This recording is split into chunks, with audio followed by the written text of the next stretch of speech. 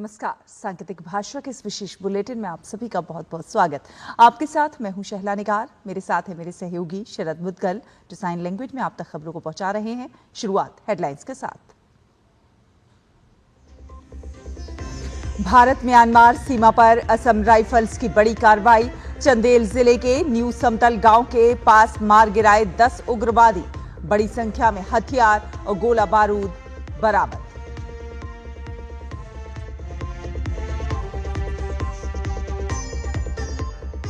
पाकिस्तान सरकार की नाक के नीचे कराची में आतंकवादियों का जमावड़ा। रैली में दिखे लश्कर के आतंकी संगठन अहले सुन्नत वल जमात के समर्थक भी शामिल।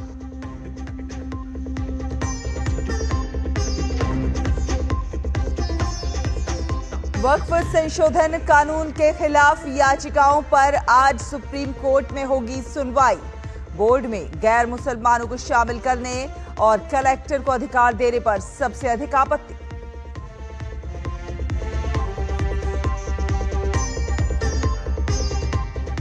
कान फिल्म फेस्टिवल में भारत पवेलियन का शुभारंभ। 56वें अंतर्राष्ट्रीय फिल्म फेस्टिवल का पोस्टर और ट्रेलर भी लॉन्च।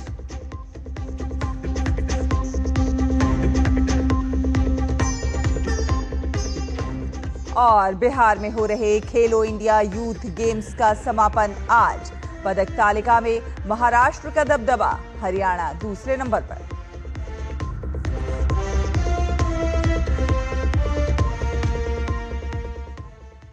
और अब खबरों को देखेंगे विस्तार से। भारत म्यांमार सीमा पर असम राइफल्स के जवानों ने बड़ी कार्रवाई करते हुए 10 उग्रवादियों को मार गिराया है। इस बारे में भारतीय सेना की पूर्वी कमांड ने सोशल मीडिया एक्स पर जानकारी दी और कहा कि म्यांमार सीमा पर चंदेल जिले के खेंगजॉय तहसील के न्यू समतल गांव के पास सशस्त्र कैडरों की आवाजाही की विशेष खुफिया जानकारी मिली थी, जिसके बाद ये कार्रवाई की गई। इसके तहत भारत स्पीयर कोर के तहत असम राइफल्स यूनिट ने कल 14 तारीख को एक ऑपरेशन शुरू किया। इस दौरान सैनिकों पर उग्रवादियों की ओर से फायरिंग की गई, जिसके बाद एक सुनियोजित और योजनाबद्ध तरीके से जवाबी कार्रवाई में 10 उग्रवादियों को ढेर कर दिया गया। मुठभेड़ स्थल से बड़ी मात्रा में हथियार और गोला बारूद बरामद किए गए हैं। देर रात तक यह ऑपरेशन चलता रहा।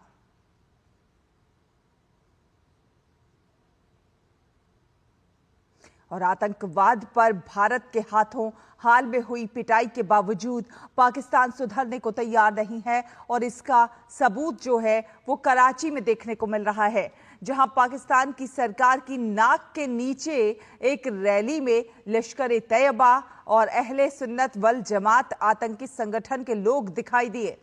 इस रैली में आतंकी फैसल नदीम उर्फ अबू कताल और 26/11 के मास्टरमाइंड हाफिज सईद के भतीजे को भी देखा गया।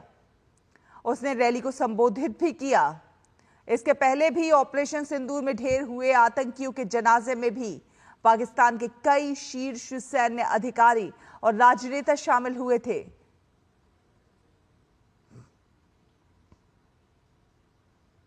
और छत्तीसगढ़ के माओवाद प्रभावित क्षेत्र बस्तर में सुरक्षा बल के जवान मिशन 2026 के तहत फोर्स को बड़ी कामयाबी मिल रही है। छत्तीसगढ़ में नक्सलियों का लाल आतंक अपने खात्मे की ओर है।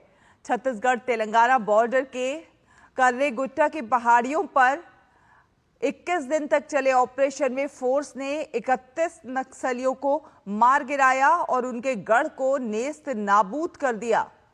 इस ऑपरेशन में बड़े बड़े नक्सली मारे गए हैं, जिन पर करोड़ों रुपए के इनाम थे। इस पर प्रधानमंत्री मोदी ने सोशल मीडिया साइट एक्स के जरिए नक्सलवाद को जड़ से समाप्त करने की अपनी प्रतिबद्धता दोहराते हुए लिखा है कि सुरक्षा बलों की ये सफलता बताती है कि नक्सलवाद को जड़ से समाप्त करने की दिशा में हमारा अभियान सही दिशा में आगे बढ़ रहा है। साथ ही साथ ये भी बताया कि नक्सलवाद से प्रभावित क्षेत्रों में शांति की स्थापना के साथ उन्हें विकास की मुख्य धारा से जोड़ने के लिए हम पूरी तरह से प्रतिबद्ध हैं। और संशोधित वक्फ कानून के खिलाफ दायर याचिकाओं पर आज सुप्रीम कोर्ट में सुनवाई होगी।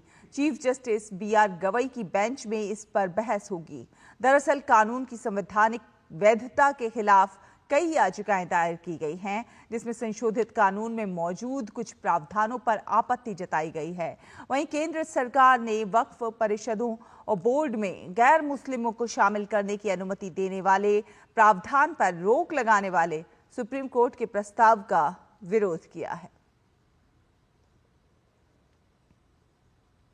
ऑपरेशन सिंदूर की सफलता के बाद देश भर में तिरंगा यात्रा निकाली जा रही है और इसी क्रम में असम के मुख्यमंत्री हिमंता बिस्वा शर्मा ने गुवाहाटी के राज्य भाजपा मुख्यालय में भारतीय सशस्त्र बलों के सम्मान में ऑपरेशन सिंदूर पर एक प्रदर्शनी का उद्घाटन किया है। ऑपरेशन सिंदूर के सम्मान में केंद्र शासित प्रदेश दमन में एक भव्य तिरंगा यात्रा का आयोजन किया गया। इस तिरंगा यात्रा में सेना के पूर्व अधिकारियों, स्थानीय नागरिक और सामाजिक संगठनों आदि भारी संख्या में लोग शामिल हुए। यात्रा के दौरान भारत माता की जय और वंदे मातरम जैसे गगनभेदी नारों से पूरा वातावरण गूंज उठा। इस तिरंगा यात्रा का उद्देश्य उन बहादुर जवानों को सम्मान देना था जिन्होंने ऑपरेशन सिंदूर के दौरान साहस और वीरता का परिचय दिया।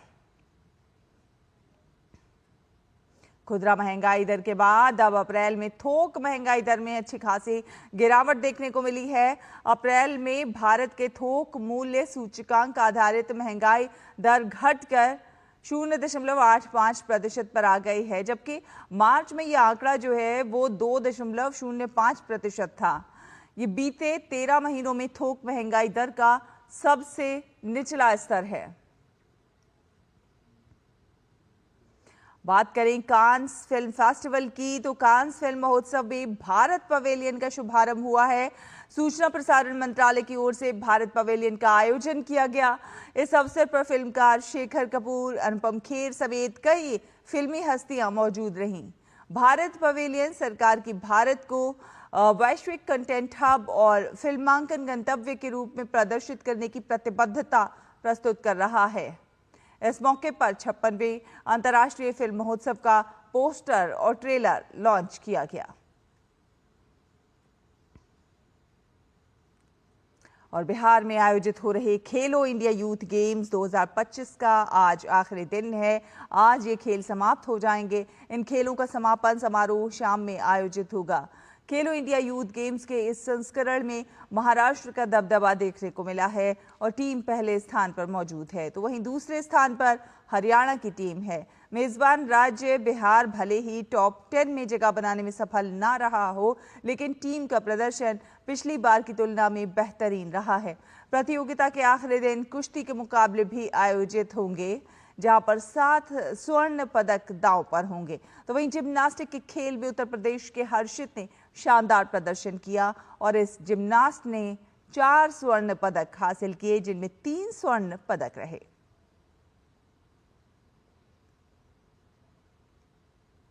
इसी के साथ सांकेतिक भाषा के इस विशेष बुलेटिन में फिलहाल इतना ही। डीडी न्यूज पर खबरों का सफर लगातार जारी है। आप देखते रहिए डीडी न्यूज। नमस्कार।